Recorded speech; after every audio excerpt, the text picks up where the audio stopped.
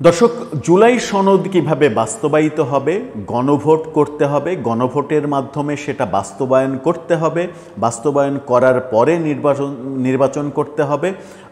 এক পক্ষ যেমন এটা বলছে, আর এক পক্ষ বলছে না, নির্বাচনের দিনেই গণভোট করতে হবে, গণভোট করার পরে সেই গণভোট অনুযায়ী সংসদে সেটা কার্যকর করা হবে। এরকম বিতর্ক যখন চলছে তখন প্রশ্ন আসে যে আইন কি বলছে, গণভোট আগে নাকি সংসদ আগে নাকি রাষ্ট্রপতি আগে? রাষ্ট্রপতির অধ্যাদেশ নিয়েও কথা হচ্ছে যে সাংবিধানিক যে আদেশ, সেই সাংবিধানিক আদেশ জারির ব্যাপারেও কথা হচ্ছে। একদিকে গণভোটের নিয়ে কথা হচ্ছে, আর একদিকে সাংবিধানিক আদেশ জারির কথাও হচ্ছে। গণভোট ব্যাপারে খুবই ইন্টারেস্টিং আইনি পরিভাষা, যেটা আমরা অনেকেই হয়তো আইনের এত গভীরে কখনো ঢুকতে চাইনি। এবার আইনের গভীরে ঢুকতে সহযোগিতা করলেন আন্তর্জাতিক খ্যাতিসম্পন্ন আইনজীবী, বাংলাদেশেরও অন্যতম প্রধান আইনজীবী ডক্টর শাহদিন মালিক।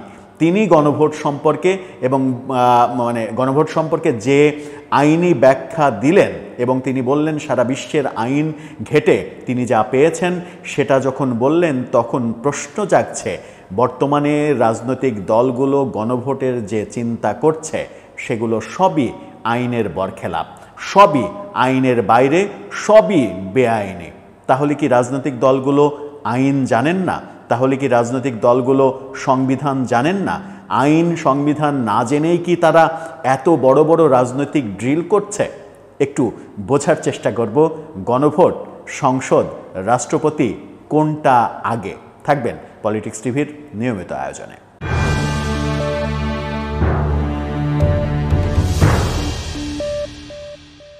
দর্শক, বলছিলাম রাজনৈতিক দলগুলো গণভোট নিয়ে বিভিন্ন মত দিচ্ছে।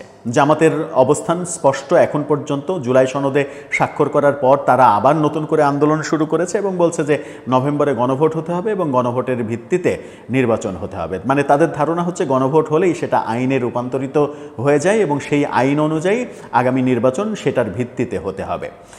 এনসিপিও বলছে যে আগে গণভোট হতে হবে, জুলাই সনদ বাস্তবায়ন করতে হবে, তারপরে নির্বাচন করতে হবে। দুইজনের দাবি একই। বিএনপি বলছে না, গণভোটটা জাতীয় নির্বাচনের দিন একই সাথে হতে হবে। গণভোটের প্রেক্ষাপটে গণভোটে যে রেজাল্ট আসবে সেটা সংসদে বাস্তবায়ন করা হবে। পরবর্তী সরকার যারা গঠন করবে তারা সংসদে বাস্তবায়ন করবে। মজার ব্যাপার হচ্ছে এই তিন দলের অবস্থানই ডক্টর শাহদিন মালিক আইনজীবী এবং বাংলাদেশের প্রখ্যাত আইনজীবী এবং বলা হয় বাংলাদেশে এখন যারা আইনজীবী হিসেবে, প্রখ্যাত আইনজীবী হিসেবে জীবিত আছেন, তাদের মধ্যে যদি আপনি দুইজনের নাম বলেন তাহলে অবশ্যই ডক্টর শাহদিন মালিকের নাম বলতে হবে।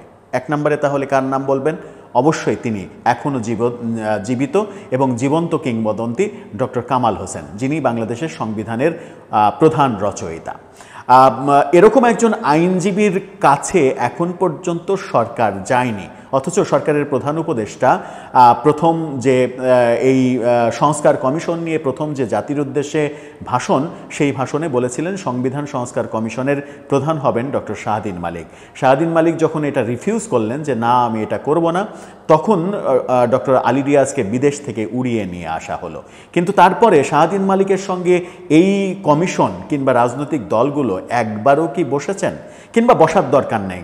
প্রত্যেকটা রাজনৈতিক দলেই তো জাদ্রেল আইনজ্ঞ রয়েছেন, আইনজীবী রয়েছেন, এবং আগামী নির্বাচনের পর সেই জাদ্রেল আইনজীবীদের কেউ আইন মন্ত্রী হবেন, কেউ আইন প্রতিমন্ত্রী হবেন, কেউ হাইকোর্টের অ্যাটর্নি জেনারেল হবেন।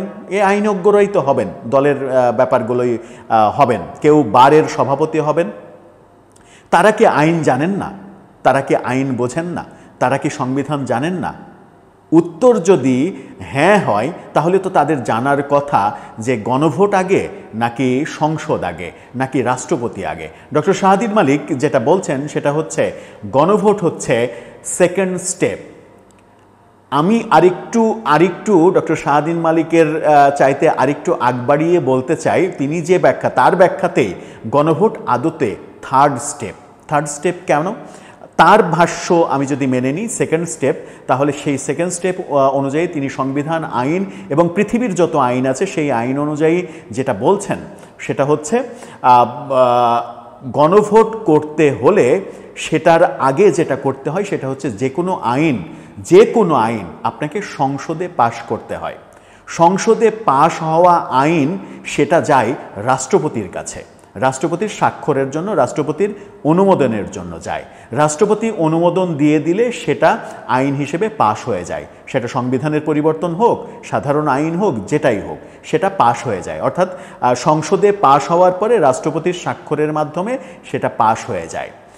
যদি রাষ্ট্রপতি মনে করেন যে সংসদে পাশ হওয়াটাই যথেষ্ট নয়, এই ব্যাপারে সাধারণ জনগণের, দেশের সর্বস্তরের নাগরিকের কনসার্ন প্রয়োজন, সর্বস্তরের নাগরিকের মতামত প্রয়োজন, তাহলে রাষ্ট্রপতি নির্বাচন কমিশনকে বলতে পারেন যে এই বিষয়ে তুমি একটা গণভোটের আয়োজন করো, এবং সেই গণভোটটা এই বিষয়ের ওপরে হ্যাঁ না বিভিন্নভাবে হতে পারে।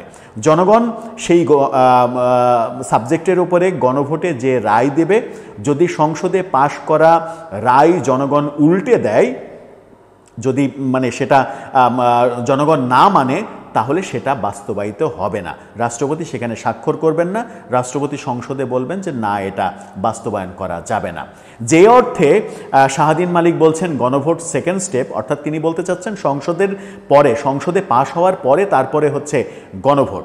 আমি সেই অর্থেই বলছি যে গণভোট আদতে থার্ড স্টেপ কিভাবে?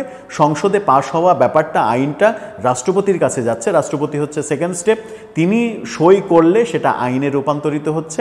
যদি রাষ্ট্রপতি মনে করেন যে এটা আমার সই করার আগে আমার জনগণের মতামত জানতে হবে, তাহলে তিনি গণভোট করবেন এবং সেটা রাষ্ট্রপতি সরাসরি নির্বাচন কমিশনকে বলবেন তুমি এই গণভোটটা আয়োজন করো। সুতরাং গণভোট এটা থার্ড স্টেপ হয়ে গেল। শাহাদিন মালিকের ভাষ্যও সঠিক, সংসদের পরে গণভোট।